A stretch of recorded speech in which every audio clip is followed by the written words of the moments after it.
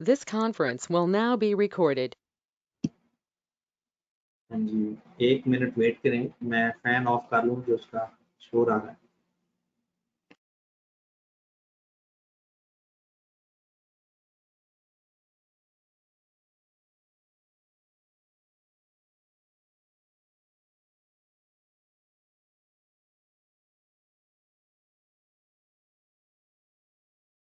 जी मेरे भाई, 5 स्टेप के अंदर हमने सीखा 5 स्टेप मॉडल में जो स्टेप नंबर 1 था वो हमने सीखा कि that is identify contract with the customer. ये हमने डिस्कस भी कर लिया। आइडेंटिफाई हमने करना सीख लिया, आइडेंटिफाई कॉन्ट्रैक्ट विद कस्टमर।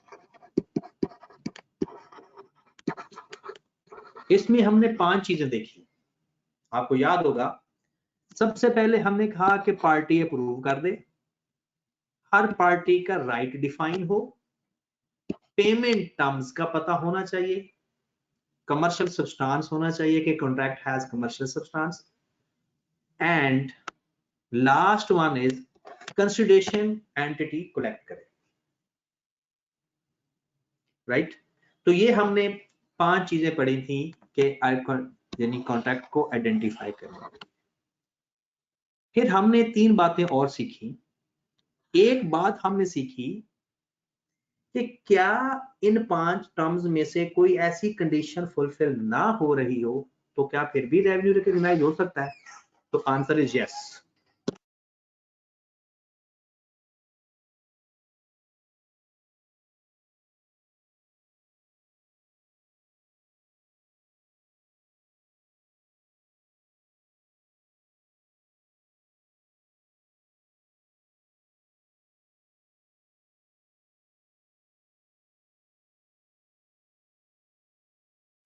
जी मेरे भाई,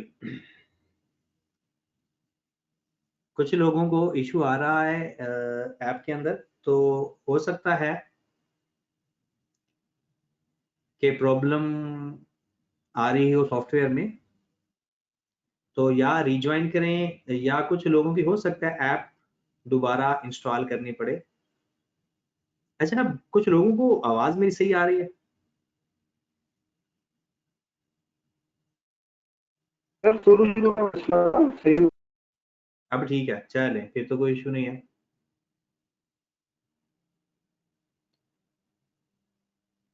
चलें जी, हम देखते हैं। दोबारा रिज्वाइन करें या फिर आप ऐसा करो कि अपनी ना ऐप अनइंस्टॉल करके ना दोबारा इंस्टॉल करें, तो मसला इंशाल्लाह हल हो जाएगा। जी मेरे भाई, हमने फिर देखा कि अगर कॉन्ट्रैक्ट की आइडेंटिफिकेशन में कोई मसला है तो फिर भी हम रेवेन्यू रिकॉग्नाइज कर सकते हैं। उसमें हमने 2 कंडीशन पढ़ी, आपको याद होगा। एक कंडीशन में कहा कि अगर हम अपनी तरफ से परफॉर्मेंस ऑब्लिगेशन कंप्लीट कर लें और कंसिडरेशन भी रिसीव कर लें और वो कंसिडरेशन हो भी नॉन रिफंडेबल, तो फिर कहते हैं कि जनाब जो आपने कंसिडरेशन रिसीव कर ली है, आप अपना उस अमाउंट से रेवेन्यू रिकॉर्ड कर ले। दूसरा हमने कहा कि अगर आपका कॉन्ट्रैक्ट किसी वजह से टर्मिनेट हो गया और आपने पहले कोई कंसिडरेशन रिसीव की थी, दैट इज नॉन रिफंडेबल, कोई ऑलरेडी कंसिडरेशन आपने रिसीव की थी,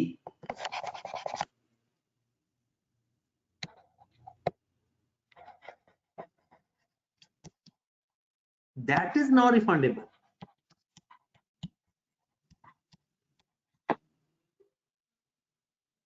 दैट इज नॉन रिफंडेबल। तो कहते हैं जनाब वो अमाउंट जो आपने रिसीव कर ली है, जिस दिन आपका कॉन्ट्रैक्ट टर्मिनेट हुआ उस दिन आपने अपना रेवेन्यू रिकॉर्ड कर लेना। एक और चीज यहां पर पड़ी, कुछ लोग कह रहे हैं कि उनका ऑडियो कनेक्ट नहीं हो रहा। काइंडली मैंने कहा था कि या वो रिज्वाइन करें या फिर अपनी ऐप अनइंस्टॉल करके दोबारा इंस्टॉल करें, राइट? तो फिर मसला हल हो जाएगा। आप काइंडली जो लोग मेरी आवाज सुन रहे हैं ग्रुप में मैसेज करें कि या रिज्वाइन करें या फिर अपनी ऐप अनइंस्टॉल करके दोबारा इंस्टॉल करें, ठीक है? तो फिर काम हो जाएगा। चलिए, और दूसरी शर्त हमने पढ़ी थी सर ये कि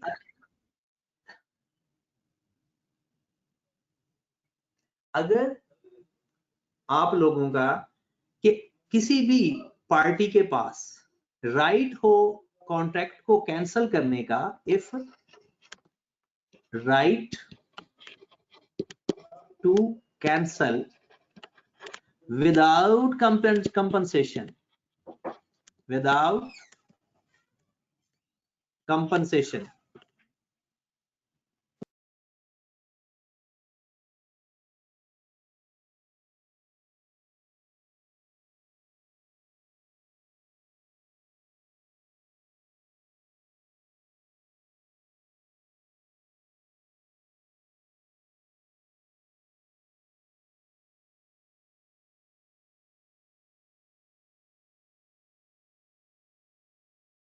अगर आपके पास यानी किसी पार्टी के पास राइट हो कॉन्ट्रैक्ट को कैंसिल करने का, तो वो कॉन्ट्रैक्ट ही नहीं होता, राइट? तो ये जनाब पहला केस हमने पढ़ा था कि identify contract with the customer. Next आप आए, फिर हमने सीखी परफॉर्मेंस ऑब्लिगेशन।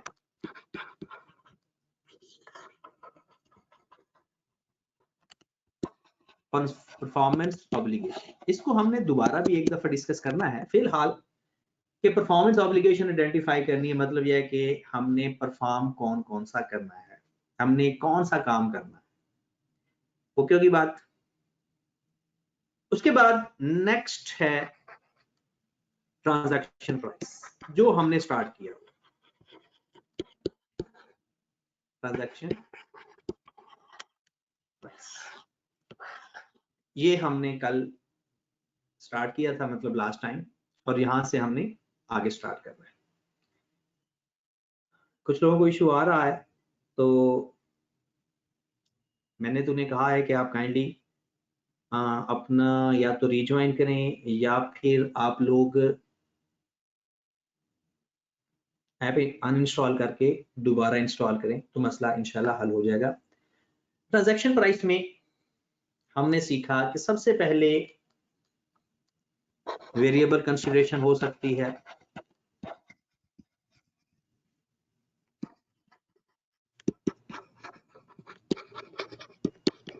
ये भी हमने नहीं पढ़ा। कंस्ट्रेंट ऑन वेरिएबल कंसीडरेशन हमने पढ़ा।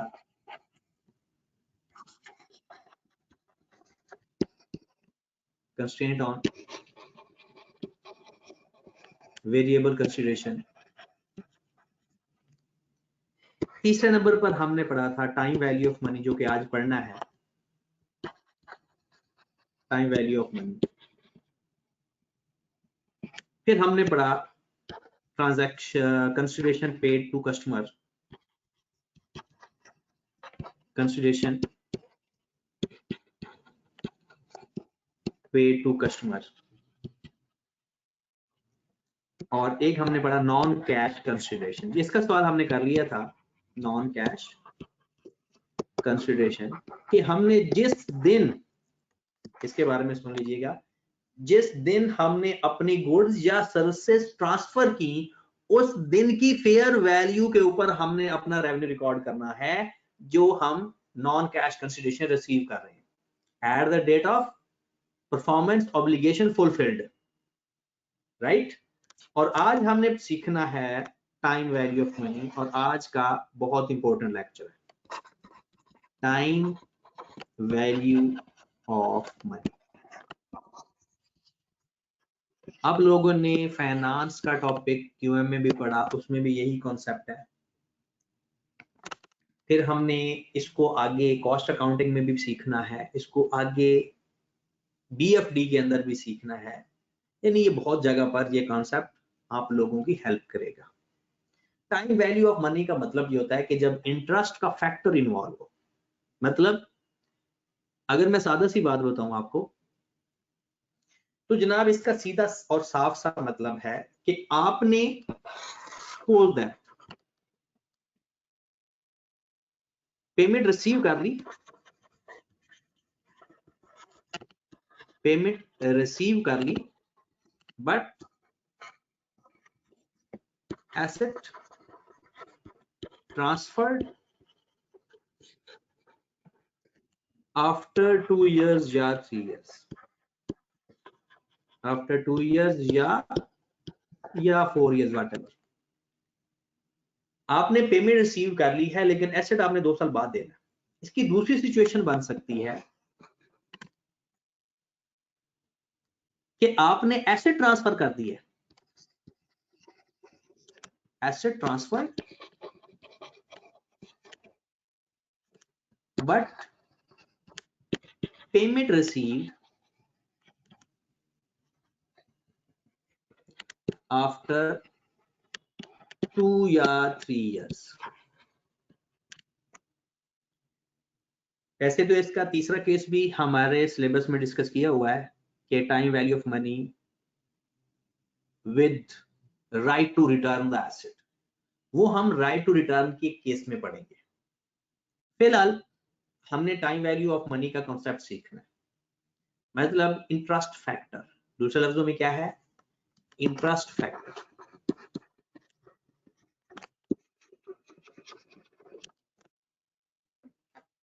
जी जनाब,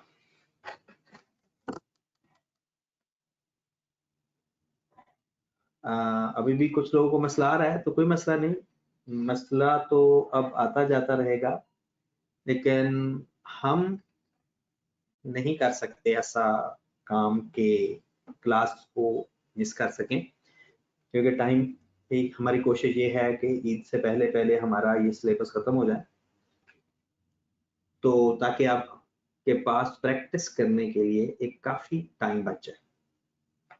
ठीक है, चलें जनाब, तो हम दोनों केसेस के 2 क्वेश्चन करते हैं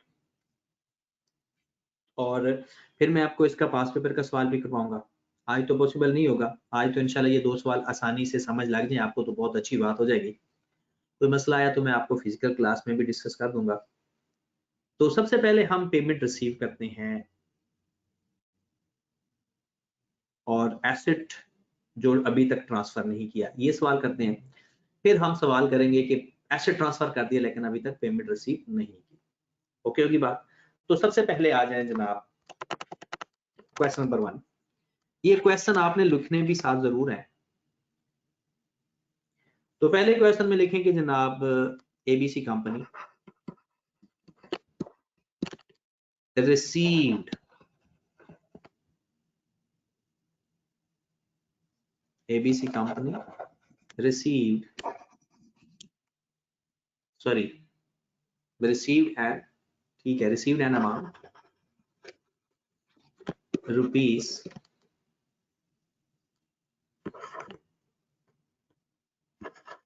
200,000 at 1/1/2020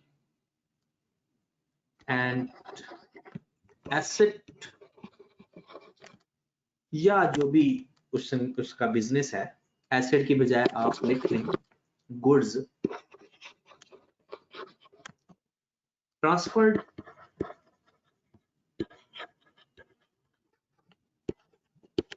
to customer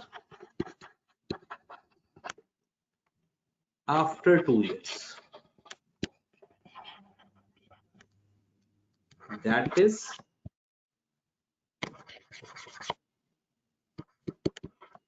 31st December 21।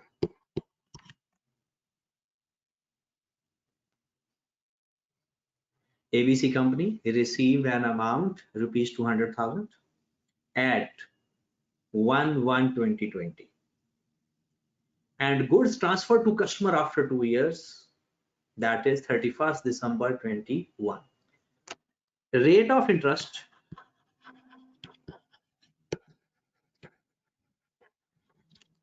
is 10% per annum.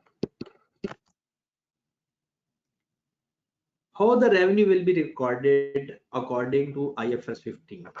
ये requirement है. How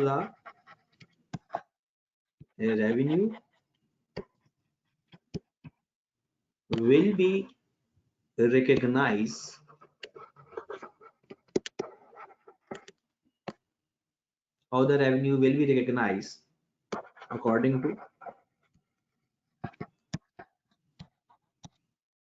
IFRS 15. एक शख्स का मैसेज आया कि सर ये प्रैक्टिकली पॉसिबल है. ऐसा बिल्कुल पॉसिबल है मेरे भाई. ऐसा होता है मार्केट के अंदर कि कोई कंपनी एडवांस पैसे लेकर बाद में उनको गुड्स ट्रांसफर करती है. ऐसा भी होता है कि पहले गुड्स ट्रांसफर की जाती हैं, बाद में पैसे मिलते हैं. ओके की बात. तो जनाब एबीसी कंपनी ने एक अमाउंट रिसीव कर ली है 200,000 एट 1/1/2020 को, और उसने गुड्स ट्रांसफर करनी है कस्टमर को आफ्टर 2 इयर्स. आपको पता है रेवेन्यू कब रिकॉर्ड होगा? जब पेमेंट रिसीव की है या जब गुड्स ट्रांसफर होनी है? Answer this question. हमने रेवेन्यू कब रिकॉर्ड करना चाहिए? आपकी कॉमन सेंस क्या कहती है? When the revenue will be recorded, जब हम गुड्स ट्रांसफर करेंगे. इसका मतलब है जिस दिन हम पेमेंट रिसीव करेंगे उस दिन भी तो हमें कुछ ना कुछ करना चाहिए, क्योंकि ट्रांजैक्शन तो हुई है. हमने 200,000 रिसीव किया है, इसको किस साइड पे लेकर जाएंगे? तो जनाब मैं इसको जर्नल एंट्रीज भी इसकी पास करवाऊंगा. पहले अगर हम 5 और फिर इसकी अंग्रेजी भी लिखवाऊंगा कि रेवेन्यू कैसे रिकॉर्ड करते हैं. आदिल कह रहे हैं कि ऊपर वाला लेक्चर दिखा दे जो क्वेश्चन. ये आदिल भाई सिर्फ टाइम वैल्यू ऑफ मनी लिखा है, ये है ऊपर वाला लेक्चर, ये है बस. ठीक है कि अगर जब कभी आप लोग गुड्स पहले रिसीव करो,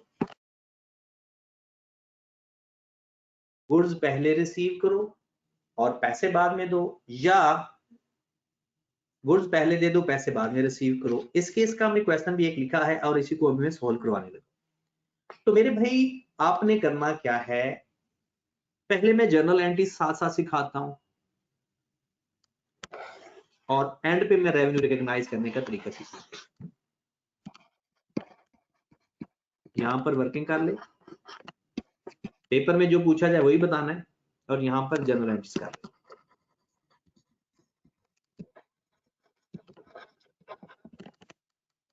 जी मेरे भाई, सबसे पहले हमारी पहली एंट्री पास होगी 1/1/2020 को, that is cash debit. Contract liability credit या advance liability credit? Contract liability या advance liability credit? Cash debit, contract liability credit कितनी अमाउंट से होगी? 200,000 से.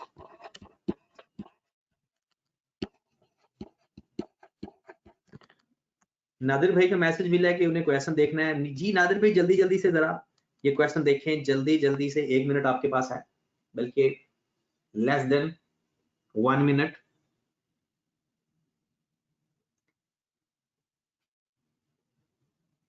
आज बारिश की वजह से ना मेरे ख्याल में सिग्नल थोड़े डिस्टर्ब हुए हैं सबके.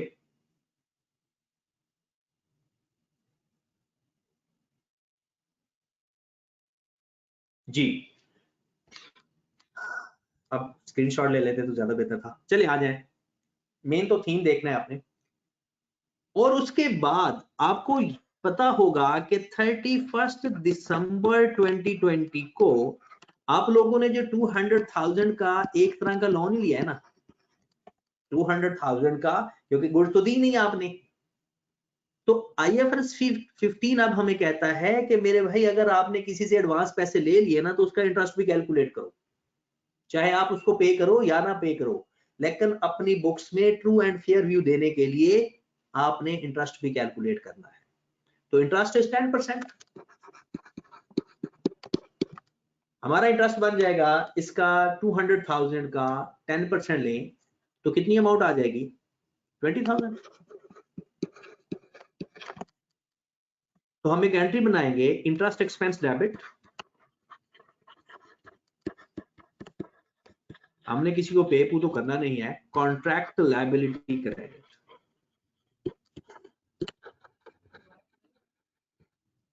कितनी अमाउंट से? 20,000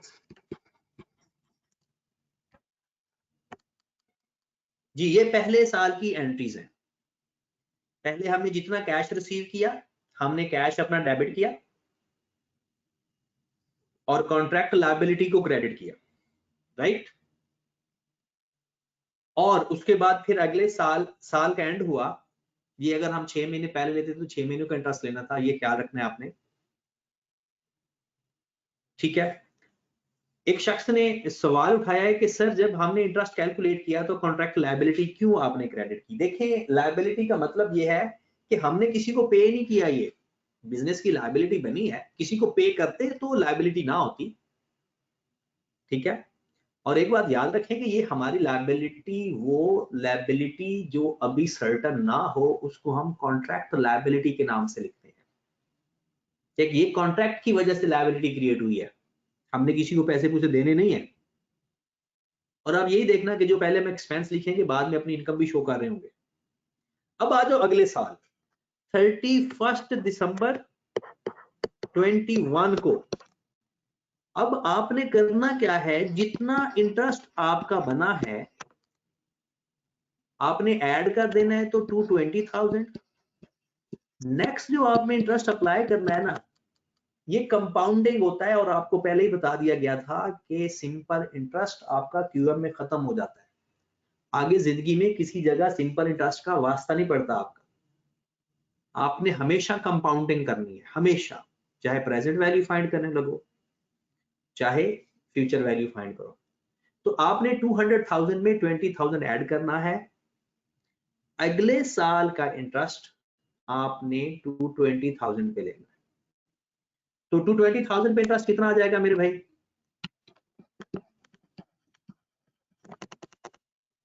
22,000 तो मेरे भाई एंट्री क्या पास होगी? इंटरेस्ट एक्सपेंस डेबिट 22,000 से, कॉन्ट्रैक्ट लायबिलिटी क्रेडिट 22,000। वर्किंग तो हमारी कंप्लीट हो गई। अब 31 दिसंबर 21 को आपने गुड्स ट्रांसफर कर देनी है। 31 दिसंबर 21 को अपनी गुड्स ट्रांसफर कर देनी है। और जिस दिन गुड्स ट्रांसफर करते हैं, उस दिन हम अपना रेवेन्यू रिकॉग्नाइज करते हैं। और रेवेन्यू भी किस अमाउंट से रिकॉग्नाइज करेंगे? Contract liability debit. Contract liability आपको पता है कितनी अमाउंट हो चुकी है? 2 लाख पहले की थी कॉन्ट्रैक्ट लायबिलिटी, 20,000 का इंटरेस्ट हमने बाद में रिकॉर्ड किया और 22,000 का उसके बाद। टोटल अमाउंट मुझे बता दे कितनी बन गई? 242,000। अब ये देख लें, 2 लाख आपने शुरू में जब कैश लिया था, 20,000 पहले साल का इंटरेस्ट, 22,000 दूसरे साल का इंटरेस्ट। तो जब हम अपनी गुड्स ट्रांसफर कर देंगे तो आपके हिसाब से क्या हमारी लायबिलिटी रहनी चाहिए?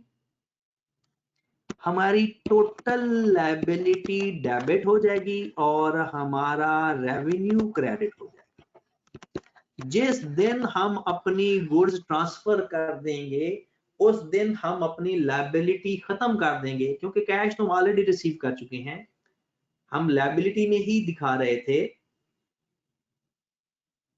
तो जिस दिन लायबिलिटी हमारी खत्म होगी उस दिन हमने क्या करना है?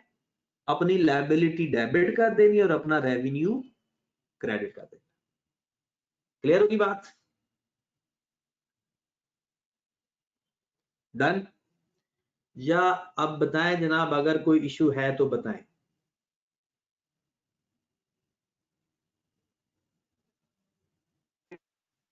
जी मेरे भाई, क्लियर है? दोबारा एक दफा सुन लीजिएगा प्लीज, ताकि ये चीजें क्लियर हो जाएं। अगर हमें साल के पैसे मिल जाएं तो हम कैश। सर जी सर हमने कैश तो 2 लाख रुपए रिसीव किया है। हाँ जी, तो लेकिन जो 2 लाख रुपया सपोज दैट आपने लेकर, अगर हम 2 लाख रुपया हमारे पास आएगा तो आपको उस 2 लाख को क्या जेब में रखकर 2 साल बैठे रहोगे, या उससे हम फायदा हासिल करेंगे कोई ना कोई? बताएं जरा। जी सर, सही हो गया। हाँ, तो वो जो फायदा होगा ना, तो वो भी क्योंकि हमें उसी से रिलेटेड चीजें पैसा मिला है ना, तो इसलिए वो भी हमारा रेवेन्यू होगा। मैं दोबारा बता देता हूं कि हम जब कैश एडवांस में रिसीव करें तो हम अपनी एंट्री क्या पास करेंगे, कैश टू कॉन्ट्रैक्ट लायबिलिटी। लेकिन जितना पैसा एडवांस करेंगे, जब तक हमें गुड्स नहीं मिलेंगी उसके ऊपर इंटरेस्ट का फैक्टर लेते रहेंगे। पहले उसको एज अ एक्सपेंस बुक करते जाएंगे, और जैसे ही हमारी गुड्स ट्रांसफर हो जाएंगी, हम क्या करेंगे, जितनी हमारी लायबिलिटी पड़ी होगी हम उसको रिवर्स कर देंगे और सारी की सारी अमाउंट से अपना रेवेन्यू रिकॉर्ड करेंगे। डन होगी बात? अब ये तो थी जर्नल एंट्रीज की फॉर्म में सवाल किया हमने। अब अगर वो हमसे जर्नल एंट्री नहीं पूछता, वो कहता है जस्ट मुझे बताओ how the revenue will B record, तो तब हम जर्नल एंट्री पास नहीं करेंगे। पास कर भी दोगे तो गलत नहीं होगा, पास कर भी दोगे तो गलत नहीं होगा। अगर हम अंग्रेजी में लिखना चाहें तो मैं 5वां स्टेप लिख रहा हूं, revenue will be recognise, revenue will be recognized when goods are transferred to the customer, transferred to the customer at 31st March 21। फिर आगे थोड़ा सा मजीद लिखेंगे, at 1/1/2020 cash received recognized as contract liability।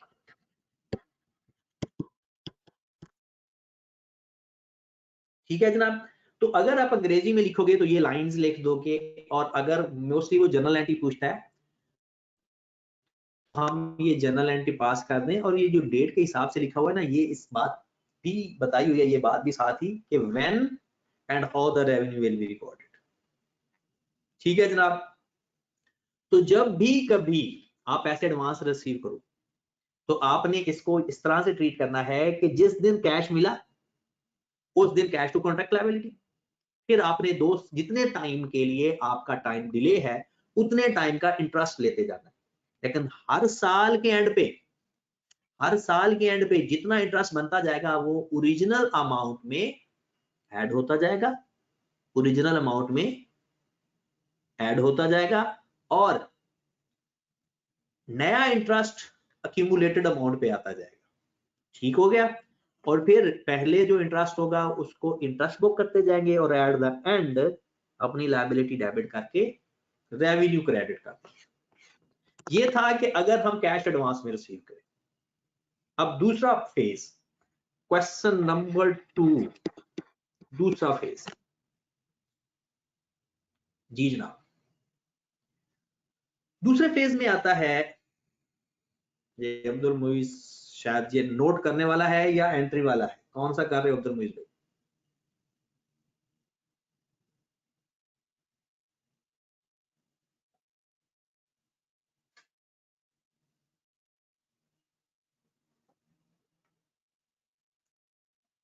जी जनाब, डन। नेक्स्ट क्वेश्चन पे है। अब हम एक और सिनेरियो करते हैं कि जिसमें हमने अपनी गुड्स बाद में ट्रांसफर करनी।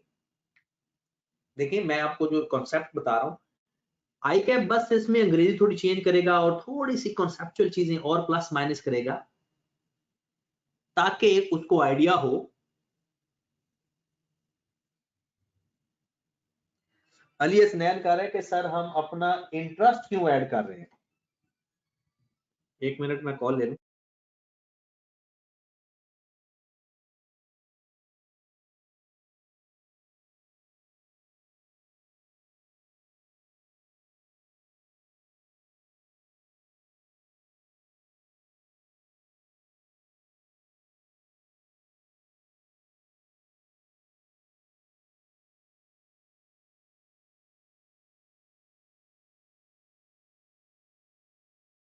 जी जनाब,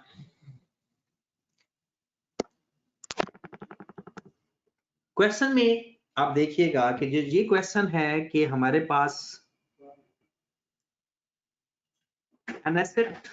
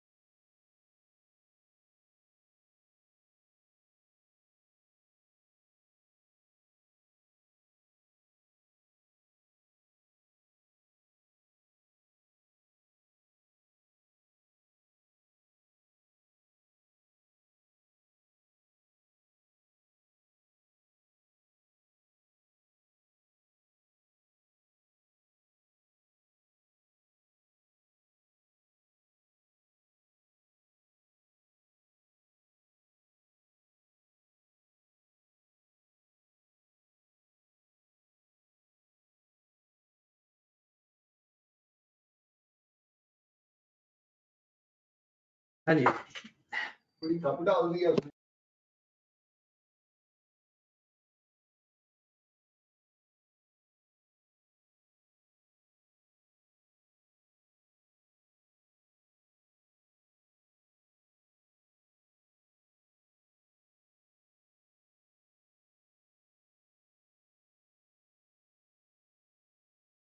जी मेरे भाई, क्वेश्चन हमने देखना है कि अब कि एबीसी कंपनी को ले लेते हैं या कंपनी थोड़ी चेंज कर देते हैं, X Y Z company transferred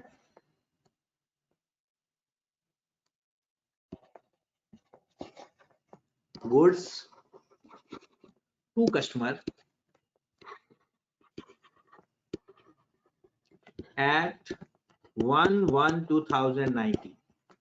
XYZ company है जिसने गुड्स ट्रांसफर कर दी हैं कस्टमर को at 1/1/2019, but payment received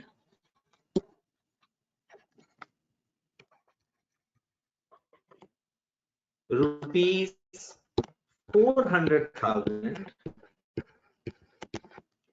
after 2 years at 31st December 2020. Goods आज ट्रांसफर कर दी हैं, लेकिन पेमेंट रिसीव कब करनी है? 4 लाख रुपए आफ्टर 2 years.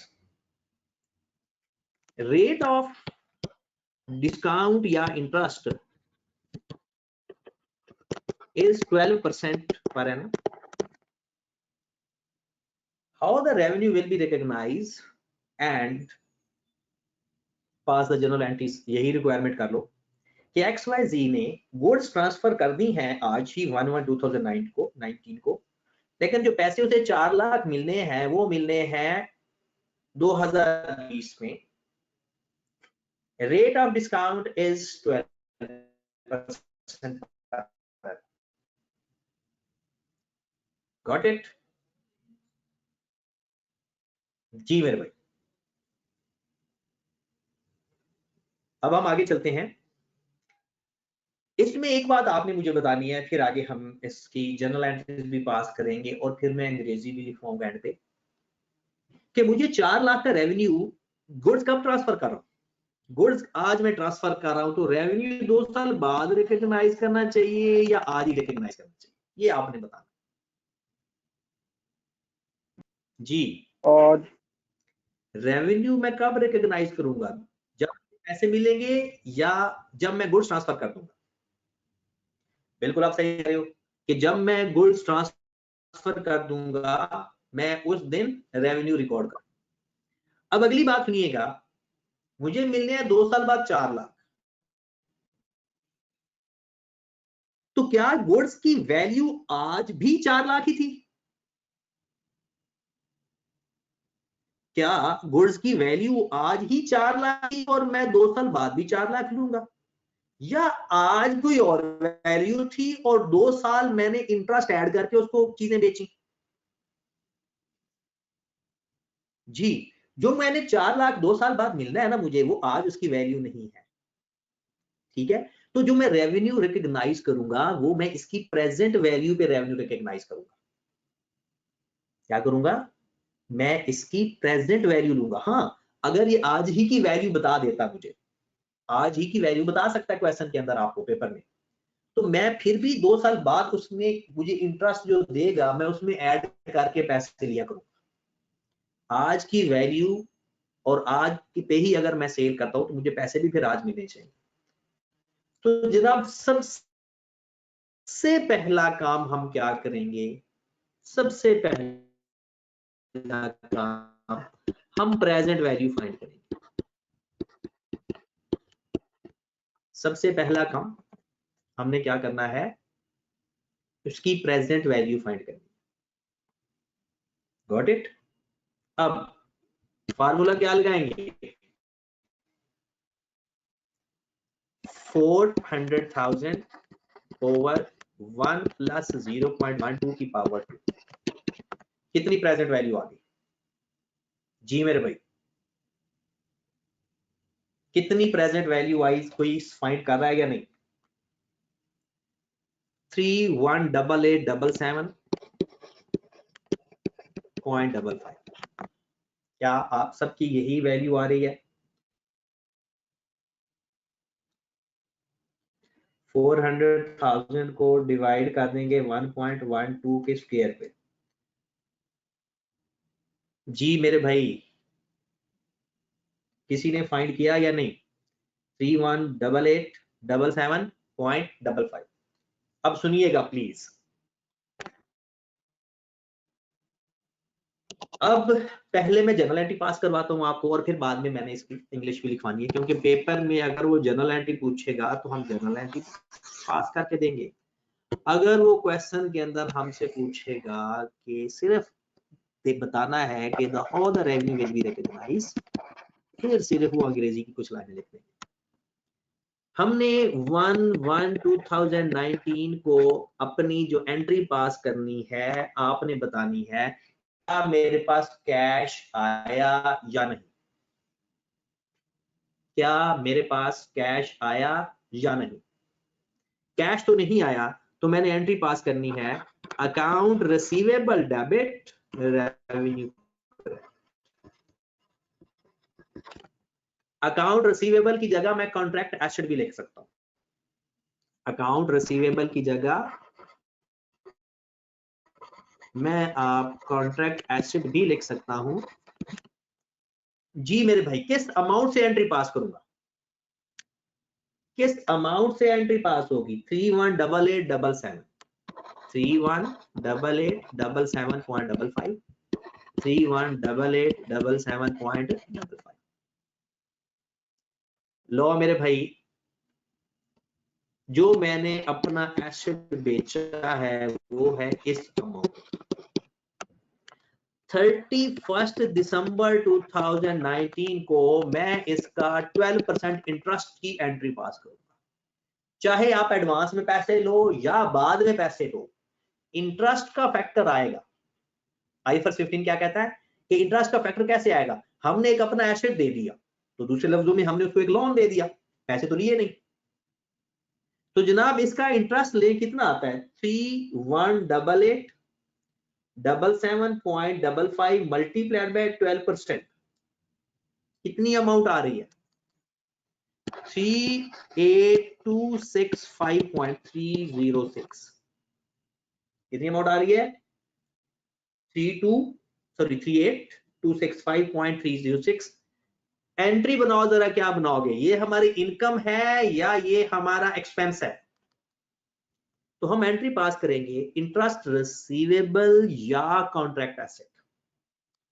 रिसीवेबल या कॉन्ट्रैक्ट एसेट डेबिट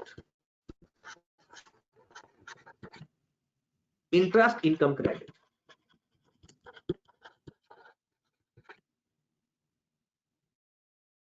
$38265.306 $38265.306।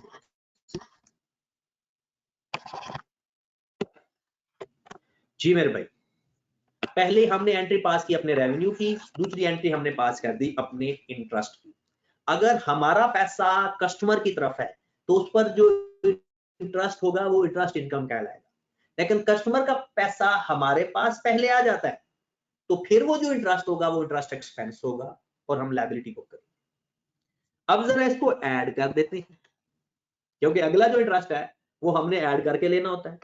31 दिसंबर 2020 रिसीवेबल या कॉन्ट्रैक्ट एसेट डेबिट कितनी अमाउंट से करेंगे। अमाउंट मुझे कोई बता दे, इंटरेस्ट इनकम क्रेडिट। जल्दी से खुद से फाइंड करके बताएं कि कितनी अमाउंट के ऊपर इंटरेस्ट लेंगे 12%।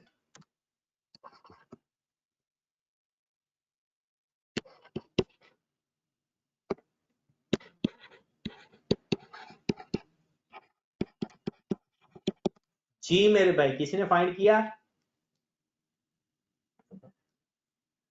किसी ने फाइंड किया इंटरेस्ट, किसने फाइंड किया इंटरेस्ट की बात मैं पूछ रहा हूं।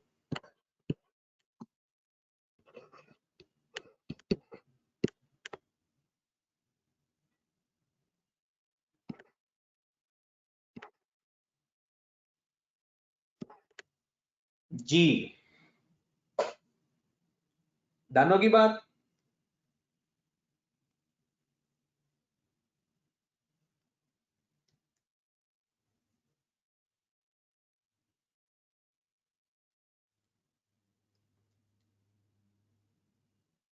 हाँ जी जनाब, तो कितनी अमाउंट आ गई, यही अमाउंट आ रही है 42,857.142 42,857.14। इन दोनों को प्लस करेंगे तो मेरे ख्याल में 4 लाख ही बनेगा। अगर आपकी वर्किंग सारी ठीक है तो ये 4 लाख ही बनना चाहिए। 357 को 142.856 इसमें प्लस कर दें 42857.142, ये तकरीबन 4 लाख बन रहा है 3999999 कुछ इस तरह का। जी मेरे भाई, तो अब हमने क्या करना है, ये 4 लाख एंड पे कर देना है। इसी डेट को हम एक और एंट्री पास कर देंगे, हमारा कैश क्रेडिट हो जाएगा क्योंकि कैश हम दे रहे हैं, तो ये रिसीव कर रहे हैं, हमारा कैश डेबिट हो जाएगा। 4 लाख हमने रिसीव कर लिया और हमारा रिसीवेबल या कॉन्ट्रैक्ट एसेट क्रेडिट हो जाएगा। रिसीवेबल या कॉन्ट्रैक्ट एसेट हमारा क्रेडिट हो जाएगा 4 लाख से। जी अब आप जो आपके सवाल है मैं उनका आंसर भी करता हूं। पहले आप ये काइंडली देख लें।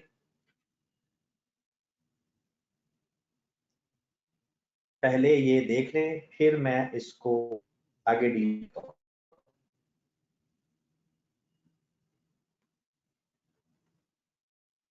जी नोट कर लिया सर? चलें जी, अब जरा गौर से दोबारा सुनिएगा, मैं दोबारा इसको एक दफा एक्सप्लेन कर देता हूं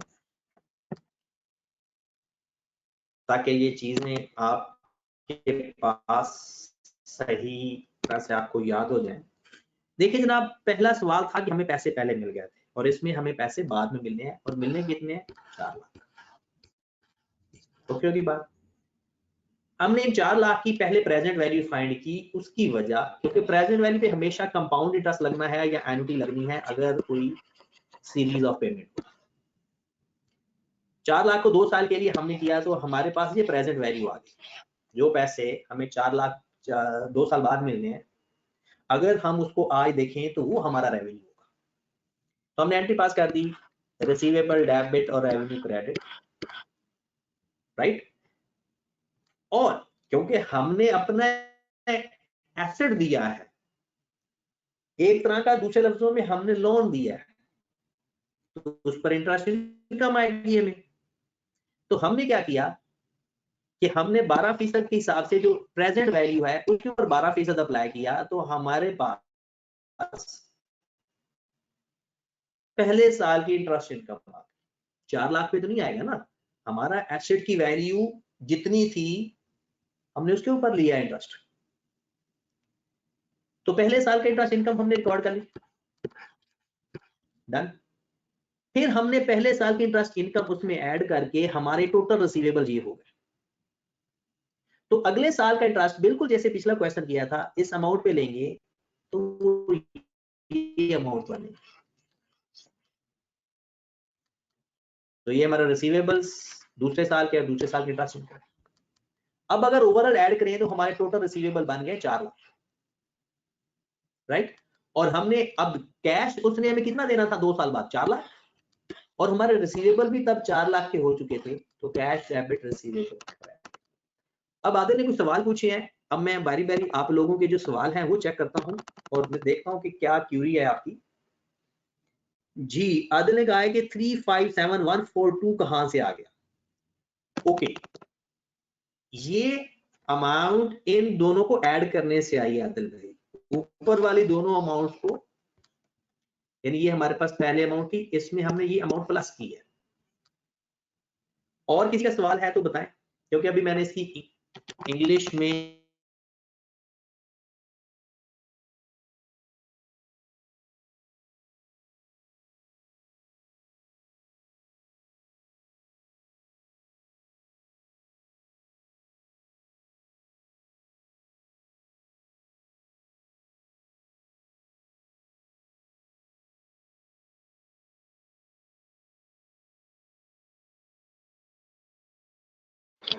सर आवाज नहीं आ रही।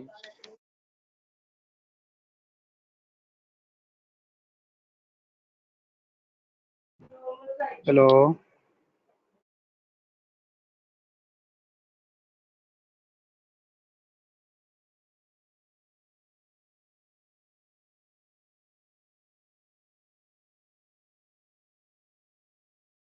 सर, स्क्रीन भी स्टक है और आपकी आवाज भी नहीं आ रही, वहीं पे रुक।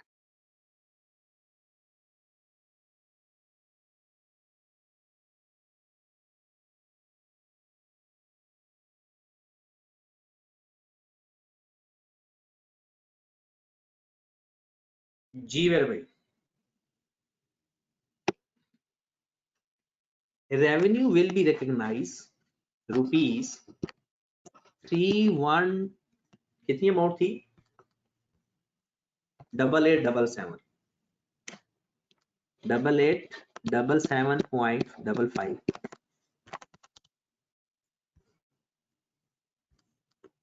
revenue will be recognized 318877.55 point in time। Point in time का मतलब ये होता है ऐसा रेवेन्यू जो जैसे ही परफॉर्मेंस ऑब्लिगेशन परफॉर्म हो वैसे ही रिकॉर्ड कर दे। और एक कहता है point over time. Point over time वो होता है कि जनाब आपने जो अपना रेवेन्यू रिकॉग्नाइज करना है वो डिले करके करना है जैसे जैसे परफॉर्मेंस ऑब्लिगेशन होगी। तो पॉइंट इन टाइम कल भी हम इसको मजीद भी एक्सप्लेन करेंगे। पॉइंट इन टाइम का मतलब है जैसे गुड्स ट्रांसफर की रेवेन्यू रिकॉर्ड हो गया। पॉइंट ओवर टाइम के एक सीरीज है परफॉर्मेंस की, जैसे कि हमने इंटरेस्ट हमारा हर साल होता है 2 दफा हमने रिकॉर्ड किया। तो जनाब पॉइंट इन टाइम का मतलब क्या होगा कि revenue will be recognise point in time as goods transferred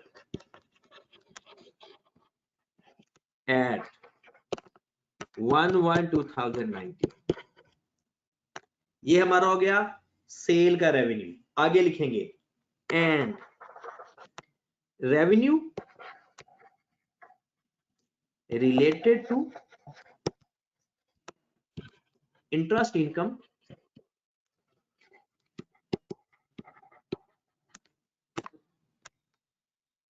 will be recognized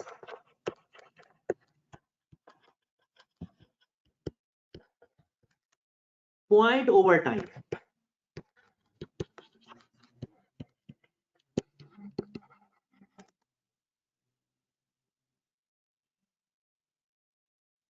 ji and revenue related to interest income will be recognise point over time, क्योंकि जैसे जैसे टाइम गुजरेगा एज